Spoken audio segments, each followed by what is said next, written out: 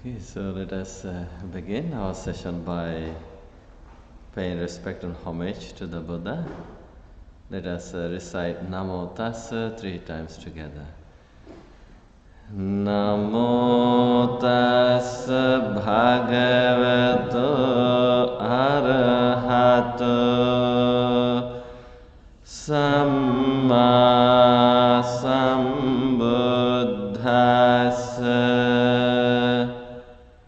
Namo Tassa Bhagavato Arahato Samma Sambuddhassa.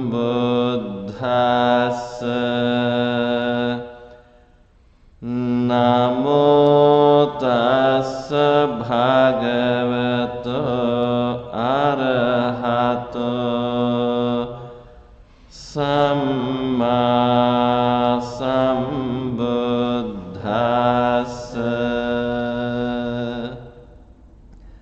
I pay my respect and homage to Him, the Blessed One, the Worthy One, the fully enlightened Buddha.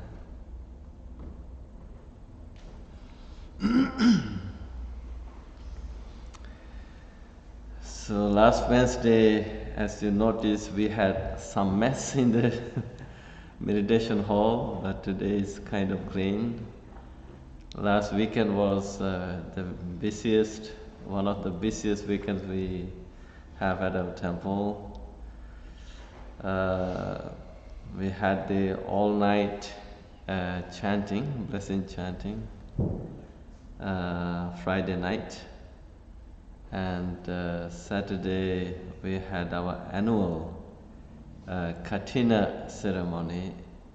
That is a ceremony of expressing gratitude to the venerable monks by offering a robe. So the monks who observe the 3-month retreat is called Vasa, rain retreat. And that's the monsoon season, all the monks stay in one place. Although it's summer here, probably if you watch news, you may have seen in South Asia, especially in India, Bangladesh, Pakistan, Sri Lanka, that's the monsoon season, it rains a lot. People also suffer from flooding. So although it's ancient, the monastic practice, we still continue to observe the same rule, monastic principle in the 21st century, though we live in the West. So when we mark the end of the retreat, the lay people gather with gifts, and they offer robes and other gifts as an expression of expressing the gratitude, saying thank you for observing the retreat and teaching us Dhamma.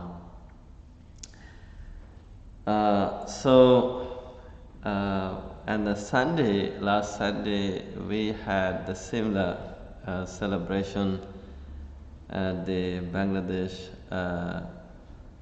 Buddhist temple. It's a small temple located by the airport, Derry and Airport Road. At that Katina ceremony, there was a program, a conversation, a dialogue between me and a professor of psychology of the Waterloo University,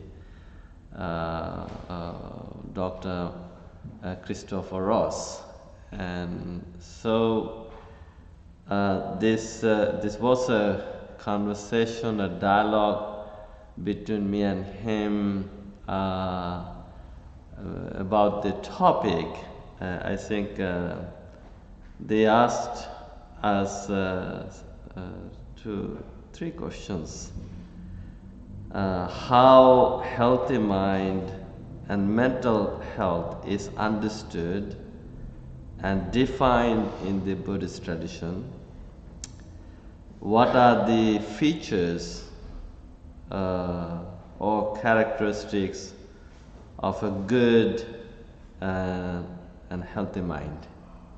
So basically, this is about the good mind, healthy mind, mental health, and how it is understood in Buddhism, how it is defined in the Buddhist teachings, and what are the special features or characteristics of a good and healthy mind. And I think we all are practicing meditation, so practicing this Dharma for this purpose, to cultivate the healthy mind for our own mental health.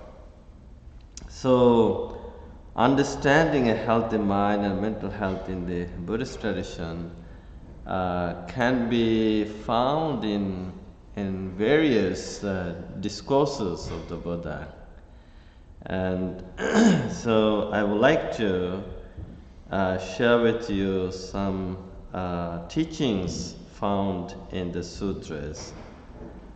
So in Buddhism, mental health and a healthy mind are understood not merely as the absence of mental illness or distress, but as the presence of wholesome mental qualities known as the kusala Dhamma, and the cultivation of wisdom, compassion, and equanimity. So I think in modern psychology, I think mental health is all about becoming free from daily negative experiences of stress, anxiety, depression, and so on and so forth. So people think if you have no stress, no anxiety, no depression, no any form of mental health issues, that is a mental health. But in Buddhism, Buddha sees that the presence of wholesome mental qualities, kusala Dhamma, so that is to cultivate wisdom, to cultivate compassion, and to cultivate equanimity. These are very interesting words, by the way, called panya, karuna, and upekha. So panya is the wisdom or insight, karuna, that is the compassion or kindness, and upekha, that is an equanimity, that is a balanced mind. So I think the mental health issues come from the imbalanced mind. So then the healthy mind is like this is what we find one definition of the healthy mind, that is free from greed, hatred, and delusion. So the greed, that is lobha, and hatred or anger, that is dosa, and delusion or ignorance, that is moha. In fact, lobha, dosa, moha, greed, hate, anger, and delusion, these are the three unwholesome roots that cause suffering and pain in our life. But I think uh, we need to reflect on these things. And maybe these are kind of heavy terms, or maybe for some of you, but then let us just reflect and contemplate on these things. Is that true? These are the three unwholesome roots causing the suffering and pain. So now, when we talk about the mind, mind is, or in Pali we call mano, or the chitta. So there are two words, mano and chitta, the mind. So the mind is the forerunner of everything we do. This is clearly mentioned in the very first two verses of the famous Buddhist book called Dhamma.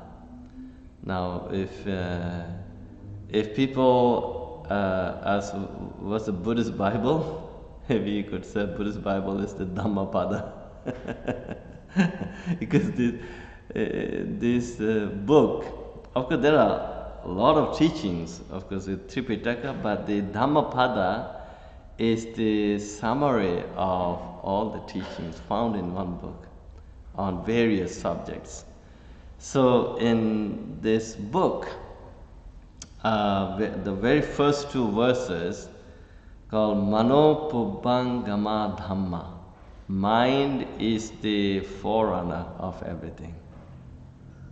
Mano Setta, mind is the chief, is the boss. Mano Maya, everything is mind-made.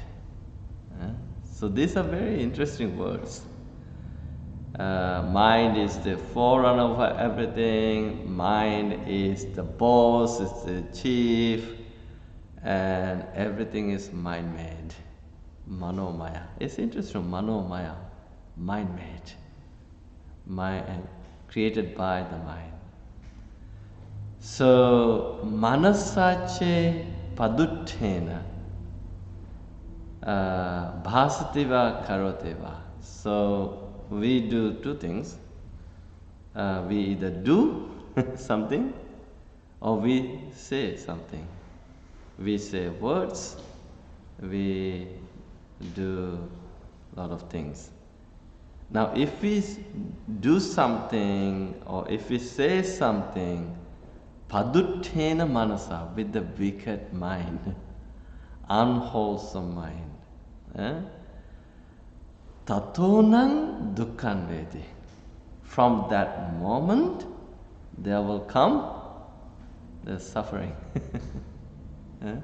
So then, Buddha is shifting our attention to the opposite of this padutta manasa, wicked mind, evil mind, bad mind.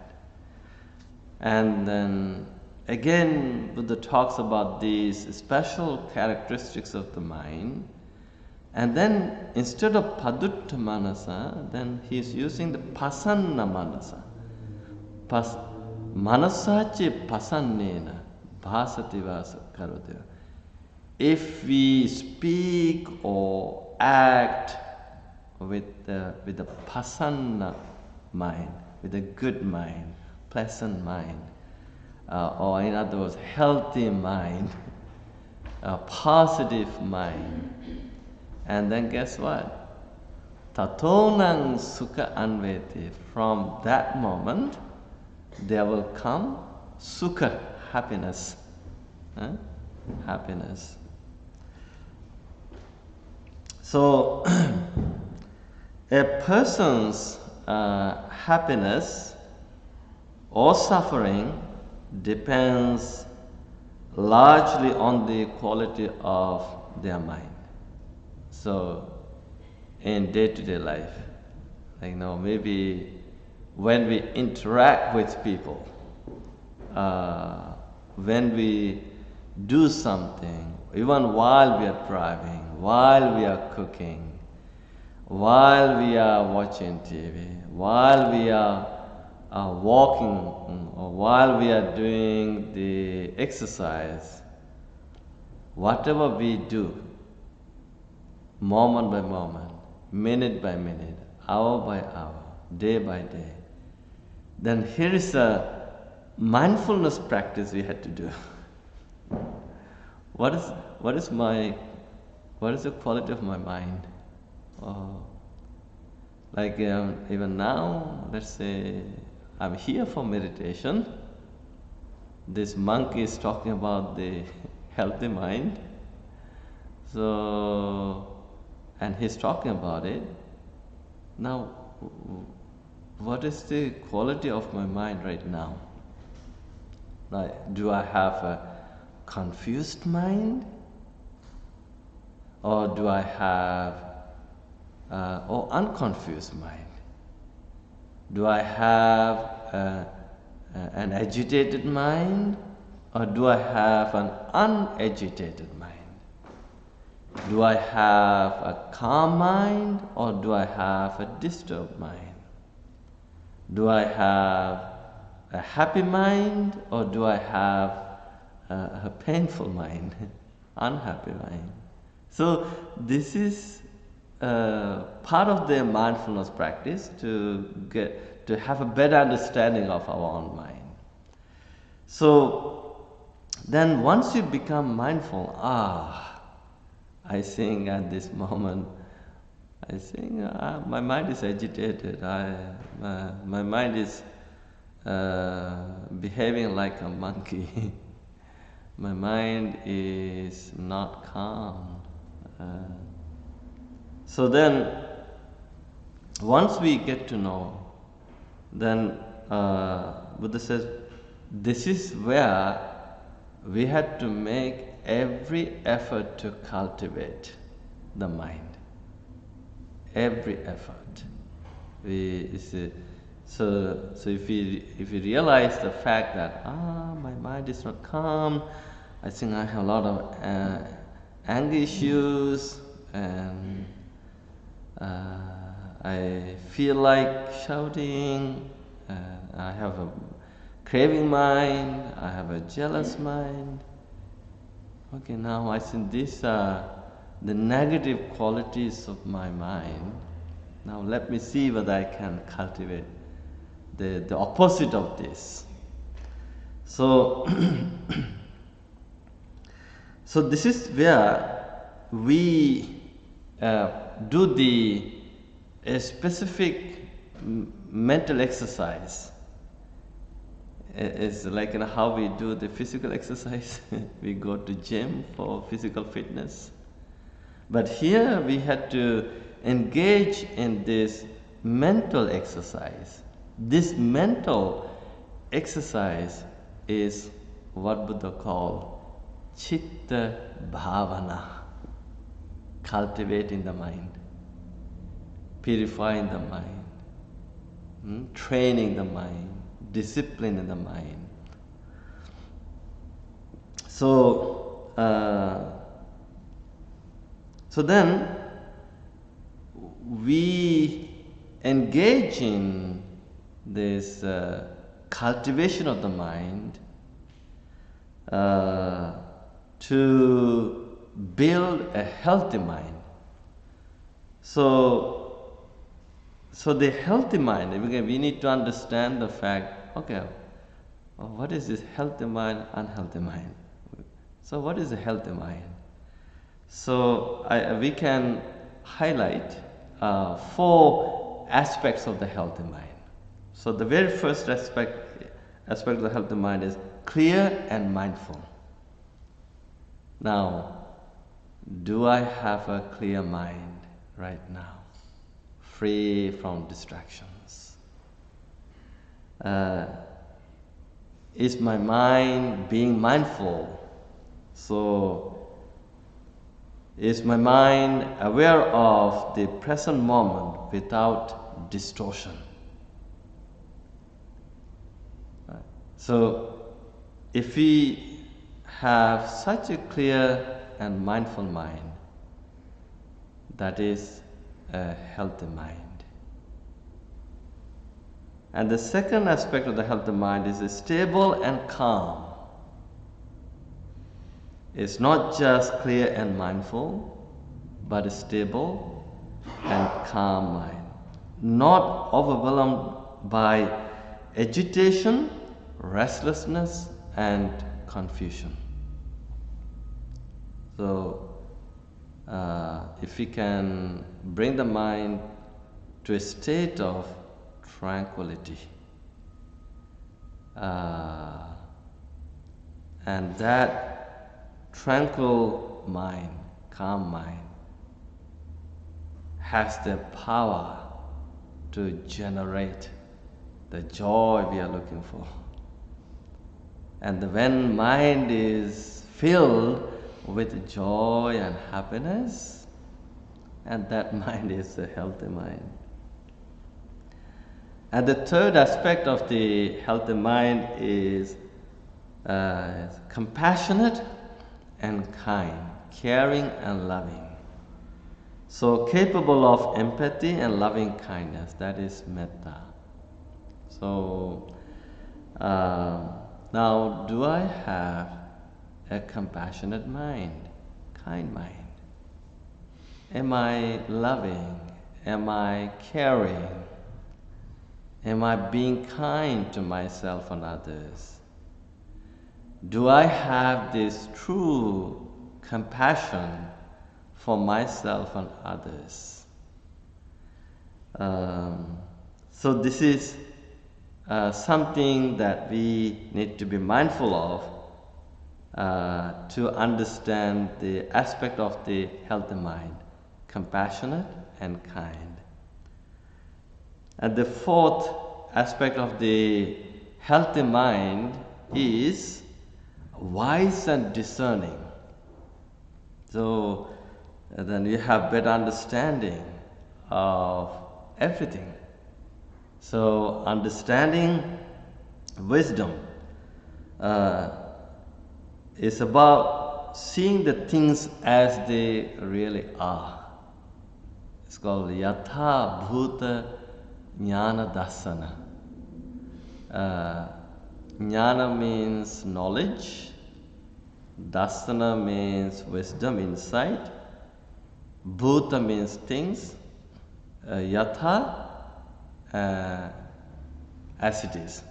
So this is all about knowing and seeing the things as they really are. Now when we talk about this knowledge and wisdom, seeing the things as they really are, and one way of understanding, seeing the things as they really are, is anicca. It's called impermanence. Everything is impermanent. I am impermanent. The people I am talking to is impermanent. The things happening to me is impermanent. Things that I see is impermanent.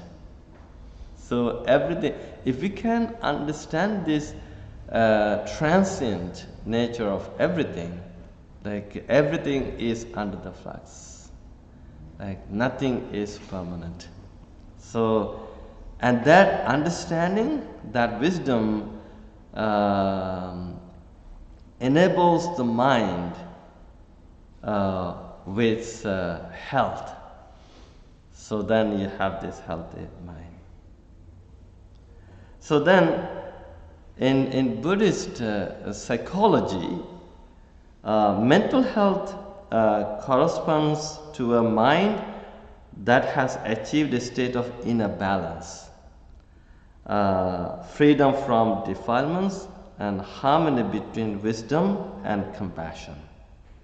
So these are very interesting words, inner balance. So if we have a balanced mind, I said this is also, remember, anything Too much, anything too less is harmful. So then we need to bring the mind to the center. This is in line with the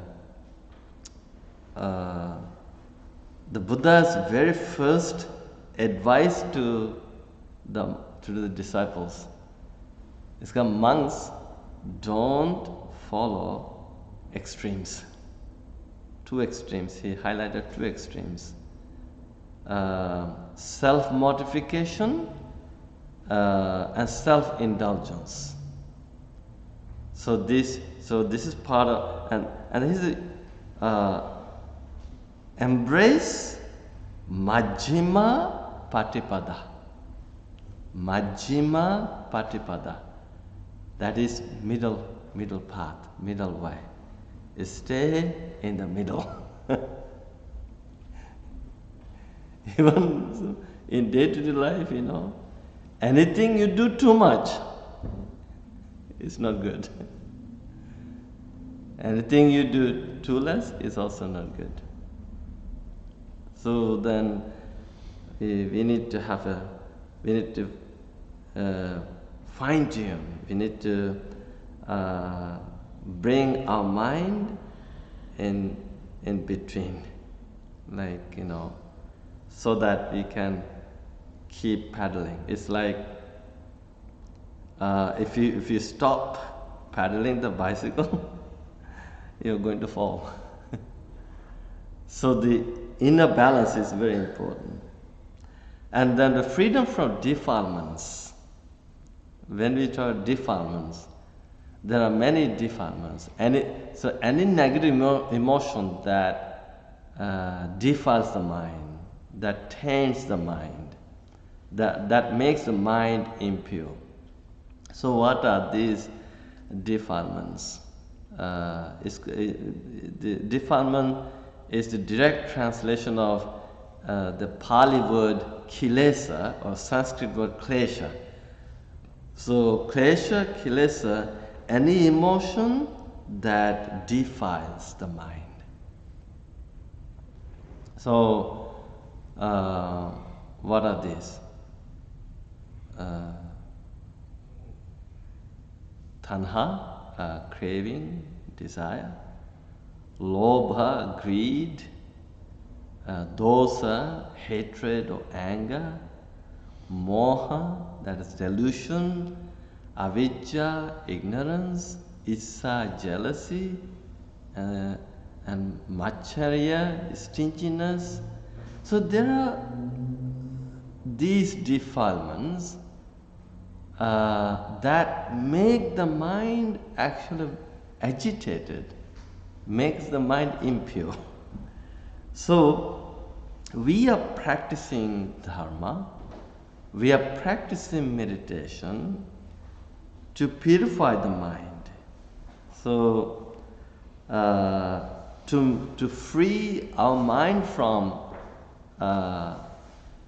these defilements. Let's say even when you come here, at least for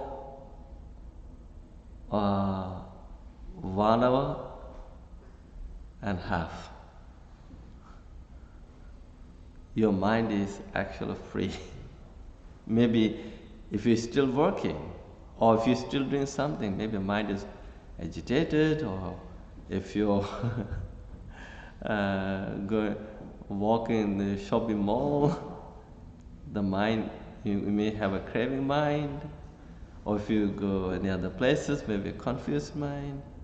But at this moment, during meditation, even now, let's say I'm talking, you're listening, and your mind is trying to understand, right? It's a good one.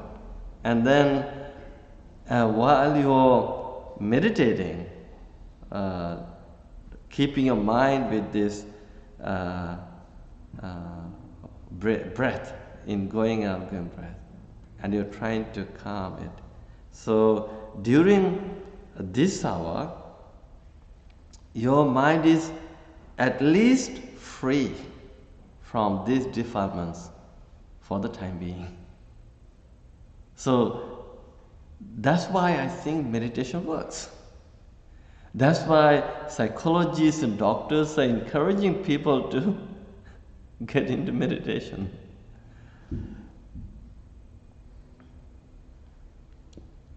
So,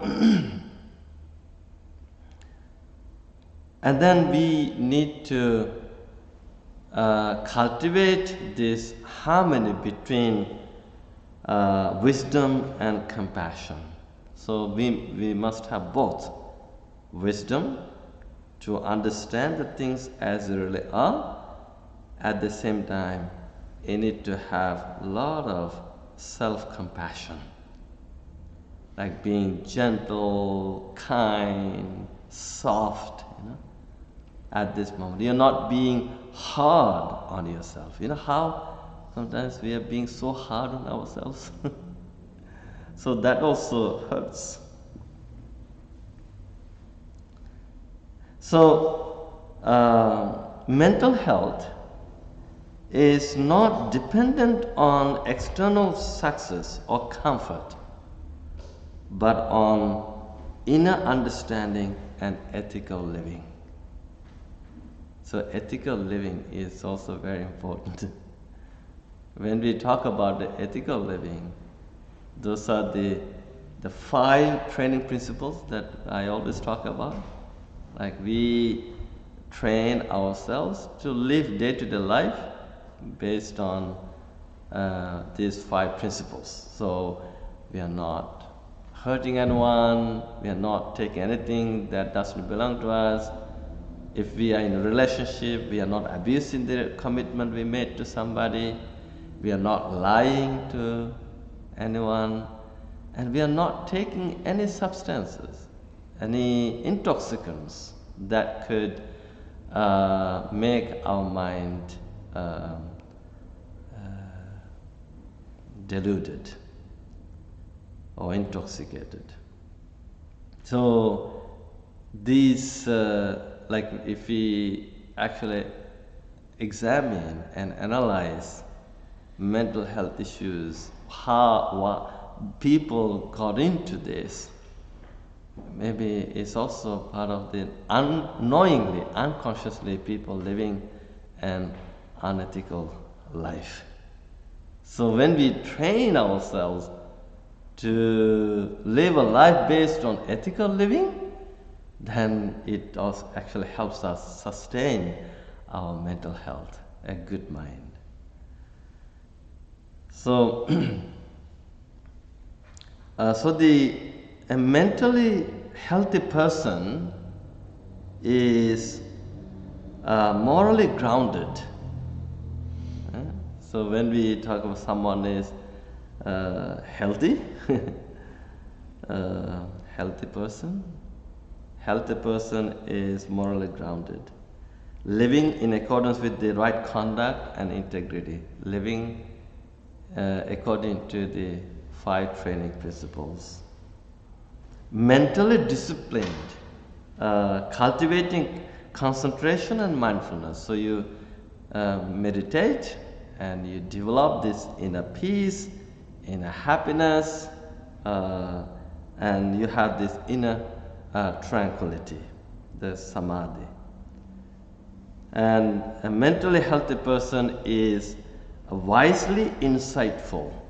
So understanding impermanence, unsatisfactoriness, and non-self. That is, even how we even personalize everything, even the little issue that happens between us, how even we personalize such thing, thinking it's me, I, myself. So once you have this wisdom, this insight, so you stop personalizing anything happening outside, anything happening inside. So basically, you're letting go. Thus, the Buddhist mental health is a wholesome integration of morality, mental stability, and wisdom. So, these 3 are known as the Trisiksha or Trisikha. threefold training: morality, meditation, and wisdom. So, I would like to highlight 10 qualities a healthy mind exhibits. Okay? So, again, I'm presenting the Buddhist perspective on mental health and healthy mind. Okay? So, now maybe you can reflect on this and see whether you have them, or if you don't. And if you don't, maybe we should make more effort to cultivate them, right? So, healthy mind exhibits the mindfulness, sati, which is you're doing. You keep coming every Wednesday. Maybe you're practicing mindfulness every day. Whatever you are doing in day-to-day life, do everything mindfully. So the power of mindfulness is that the mindfulness doesn't let any negative emotion settle in the mind. That is the power of that mindfulness. Okay? So a healthy mind is always exhibits this mindfulness, sati. Continuous awareness of thoughts, feelings, and actions. And the second one is loving kindness, metta. That is unconditional goodwill toward oneself and others. So the healthy mind, if we do have healthy mind, we wish love and kindness, happiness, joy, and peace to ourselves, and at the same time, we wish the same thing to others. Like, in a family environment, in a work environment, or wherever you go. Even,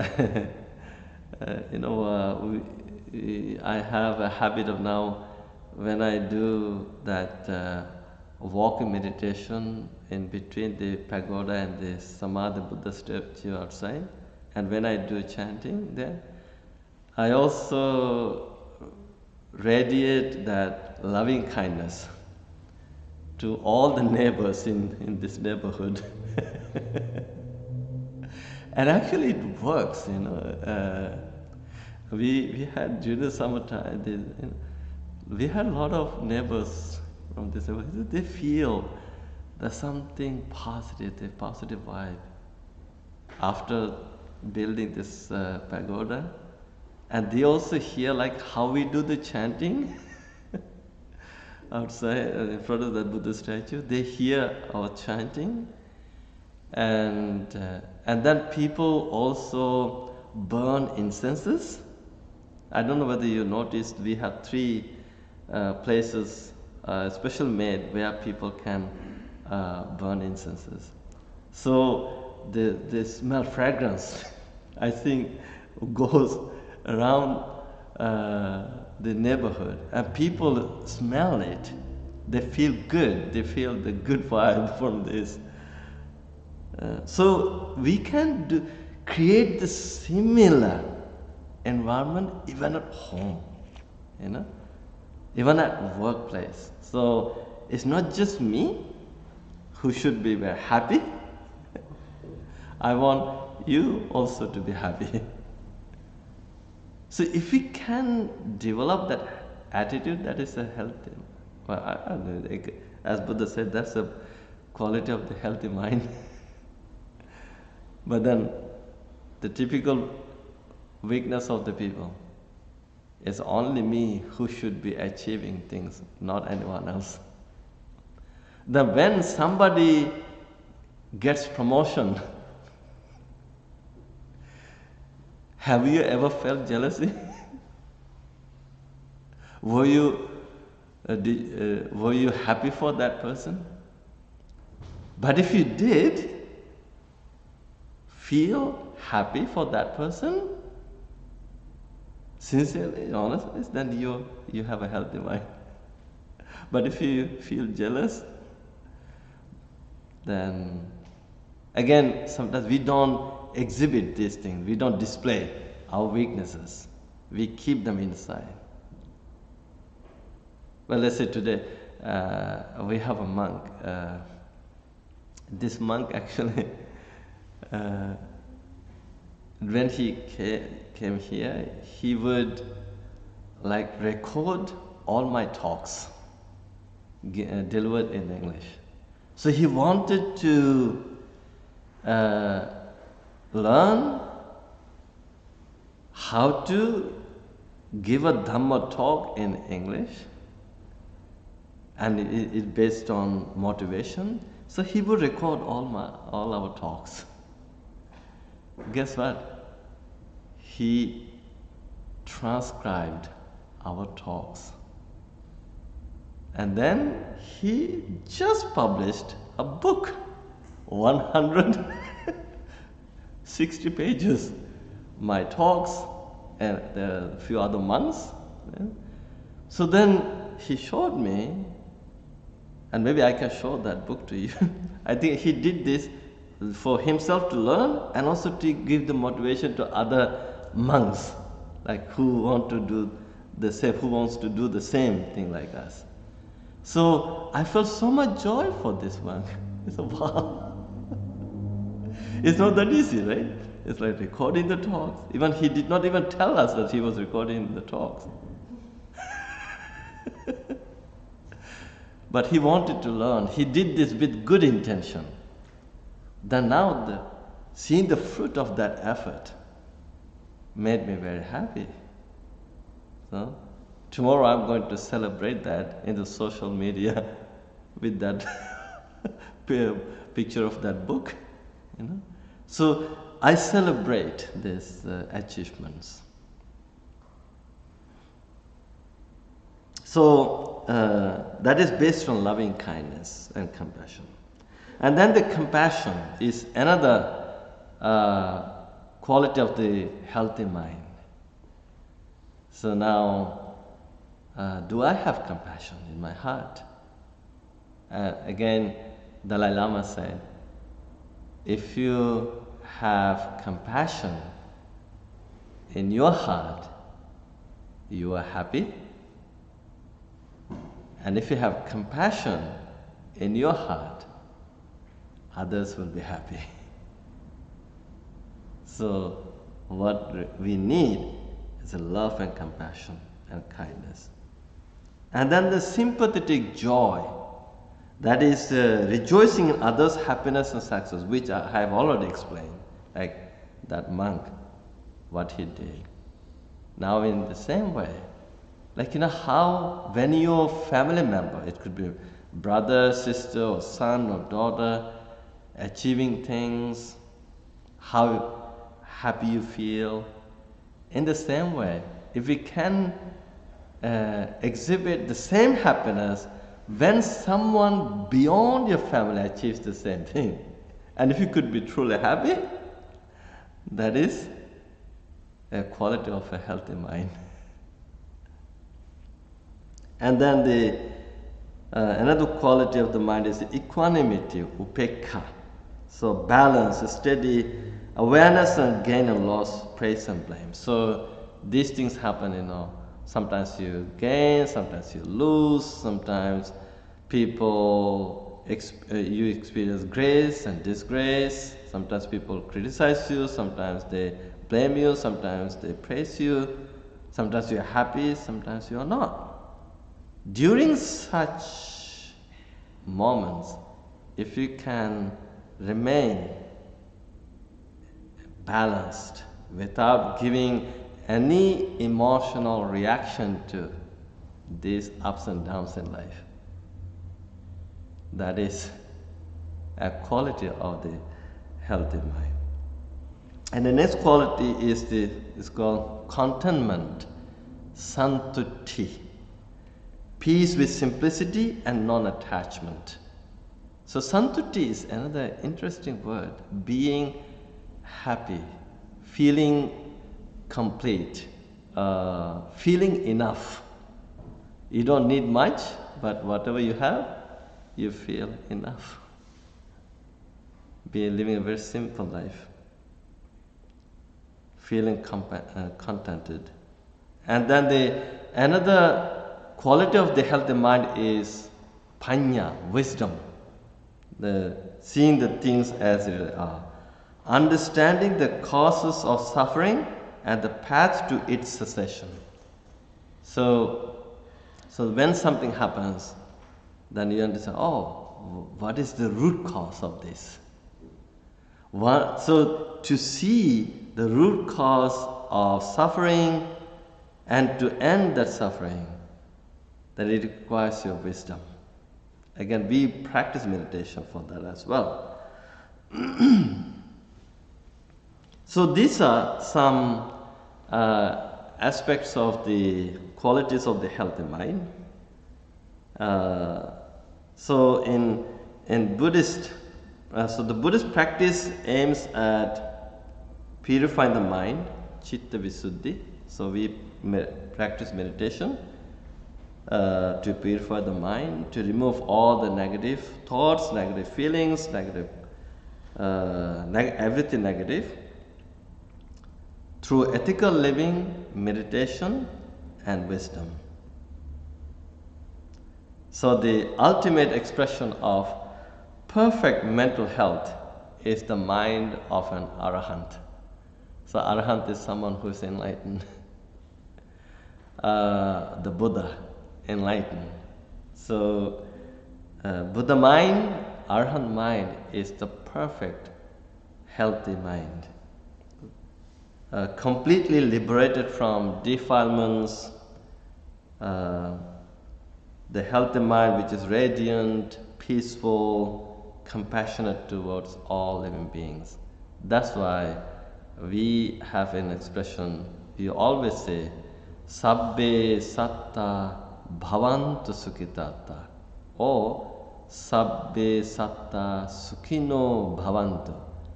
May all sentient beings be happy. May all sentient beings be happy.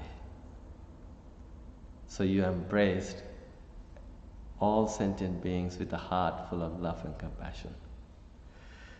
And so this is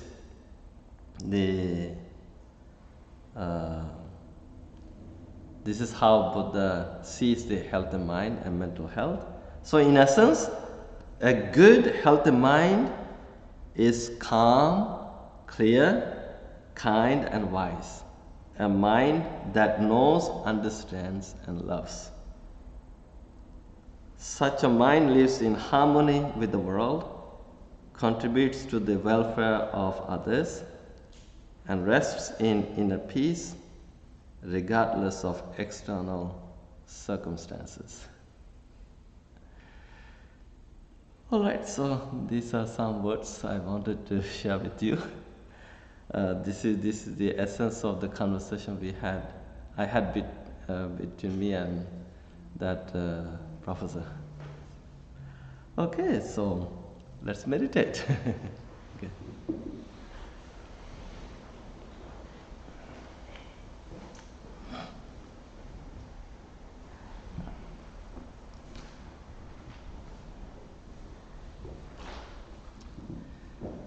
Okay, so I would like all of you to assume a very nice and comfortable posture for meditation. Whatever posture is good for you, feel free to assume that posture. But if you would like to meditate like the Buddha, feel free to assume the full lotus posture or half lotus posture. Resting the hands on your lap, the right hand and the left one, and having the back straight, neither too rigid nor too loose, and having your eyes closed.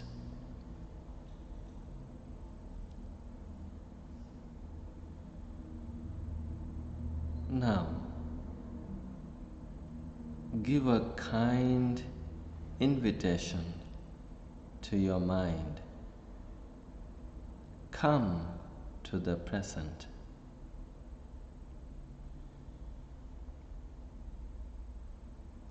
With this kind invitation to the mind, allow yourself to become a turtle. Go inside your own hard shell. If you can keep your mind inside the hard shell, your mind will be safe, protected.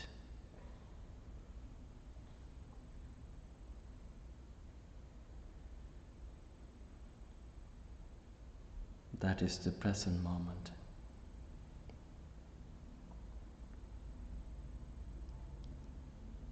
As you remain in the present moment, take a deep breath and let your whole body relax.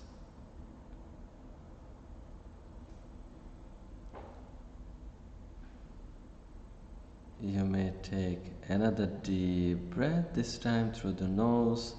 Hold the breath for a few seconds, then slowly let it out through the nose. Let the whole body and mind go into relaxation.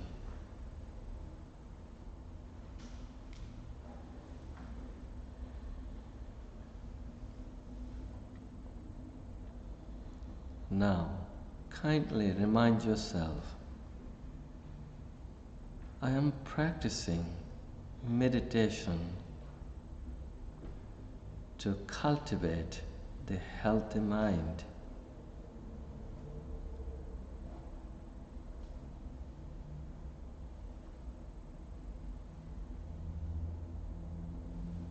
With this good intention in mind, see whether you can be grateful for this wonderful opportunity to practice meditation with the mindful and kindful community.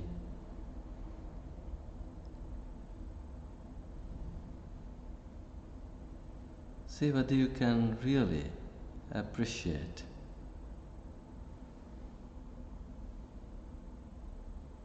what you have learned today,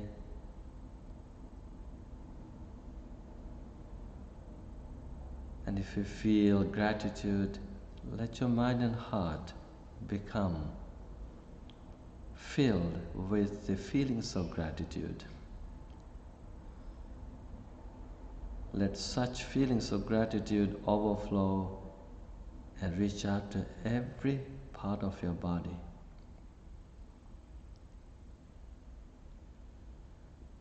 Let the whole body and mind become a great embodiment of gratitude.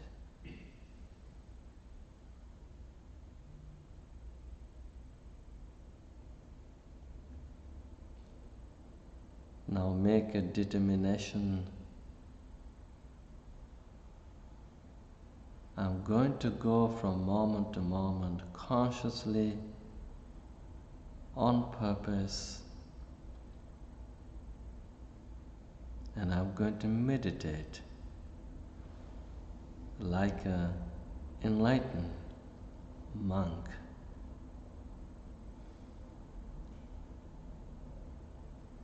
With this determination, you can listen to the sound of the meditation bell and let yourself remain grounded in this moment.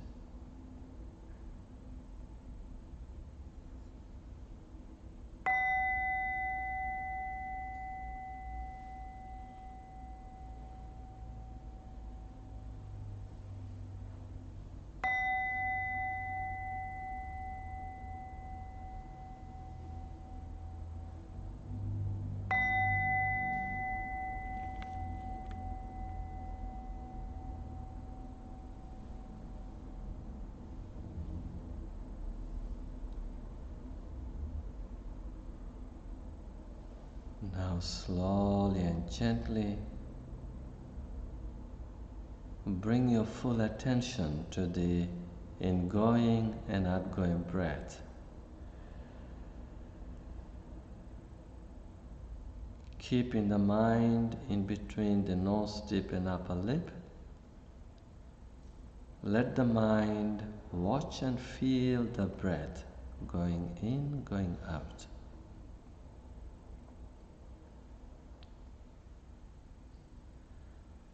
And allow yourself to breathe in and out with 100% attention. And relax.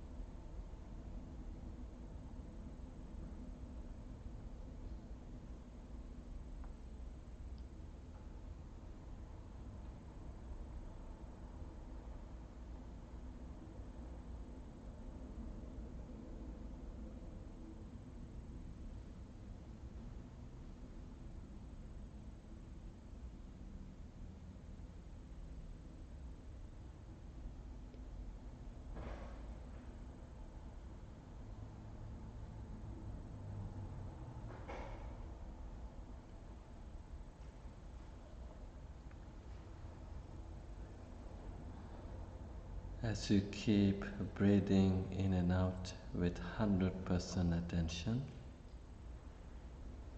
at the same time, allow yourself to breathe in and out slowly.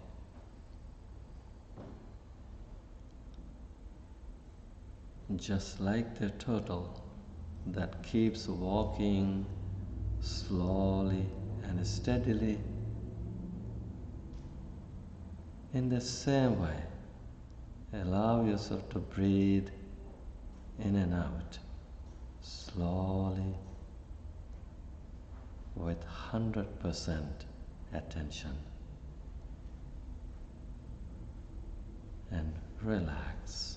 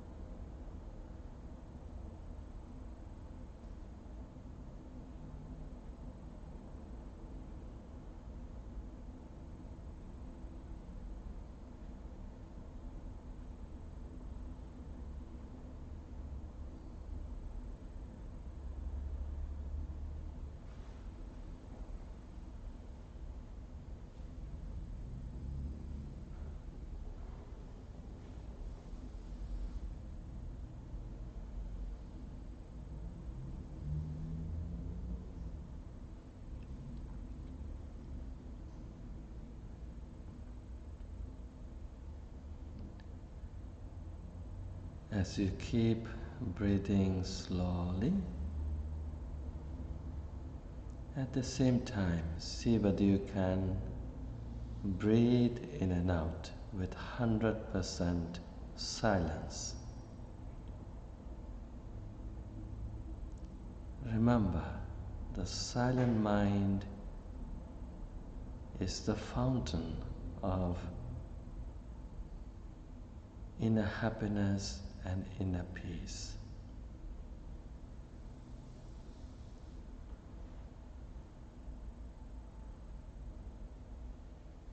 So breathe in, breathe out, silently,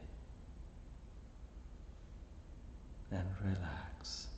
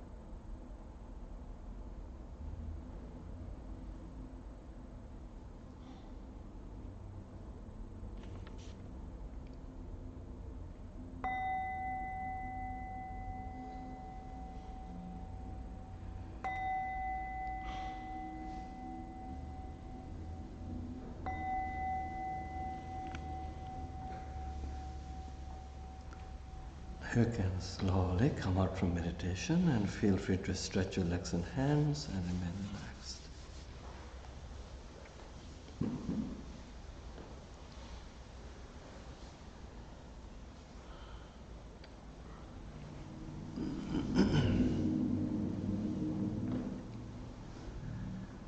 So I'm going to do a brief blessing chanting. So to receive blessings, you may bring your palms to your heart. Bhavetu sabba mangalang rakhantu sabba devata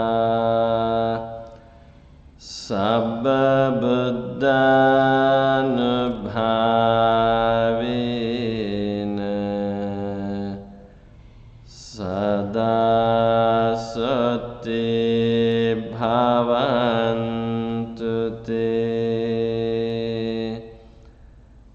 Bhavatu sabba mangalang rakhantu sabba devata sabba dhammanubhavena sada sati bhavantu te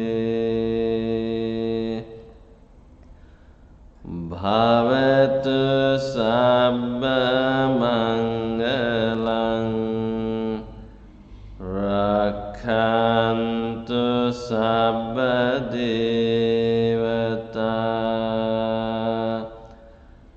sabba sanghanubhavena sada sati bhavantu te. By the power of the meditation, by the power of the Noble Triple Gem, the Buddha, the Dhamma, and the Sangha, may you all be well, happy and peaceful. May you all be free from all sufferings and pains. May no harm come to you. May no difficulties come to you. May no problems come to you. Finally, may you all experience the happiness, the bliss of Nibbana. Sadhu, sadhu, sadhu.